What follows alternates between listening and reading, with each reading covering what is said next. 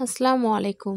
অবসরপ্রাপ্ত উচ্চপদস্থ সরকারি কর্মকর্তা, যিনি পরিচিত ছিলেন তার চাকরি জীবনে সবার সাথে দুর্ব্যবহার করার জন্য। অবসরের 5 বছর পর তিনি গেলেন তার পুরাতন সেই অফিসে জরুরি কিছু কাগজপত্র নিয়ে। কিন্তু দুঃখের বিষয় হলো সত্য যে আজ তাকে কেউ অভ্যর্থনা জানালো না, কেউ এগিয়েও এলো না।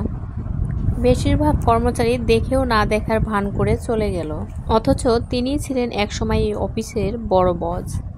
তখন এই অফিসে সপ্তাহখানেক আগে এক নবীন অফিসার যোগদান করেছেন। তিনি এগিয়ে এলেন এবং তার পরিচয় ও আগমনের কারণ সম্পর্কে জানতে চাইলেন। পরিচয় পাওয়ার পর সেই সাবেক অফিসারকে চা অফার করল এবং কৌতূহলবশত তিনি জিজ্ঞেস করলেন, স্যার, অবসর করার পর আপনার দিনকাল কেমন যাচ্ছে?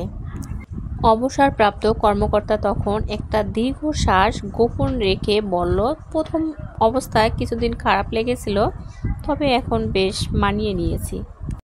এখন আমি বুঝতে শিখেছি দাবা খেলার শেষ রাজা এবং সৈনিকদের একই বক্সে রাখা হয়।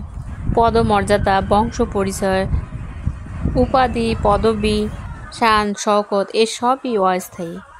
মানুষের ভালোবাসাটাই আসল, যা ভালো কাজ, বিনয় ও সুন্দর আচরণ দিয়ে অর্জন করা হয়। কিন্তু দুঃখের বিষয়, এগুলোর আমি কিছুই অর্জন করতে পারিনি। এখন এই গল্প থেকে আমরা কি শিখতে পাই? অবশ্যই কমেন্টস করে জানাবেন।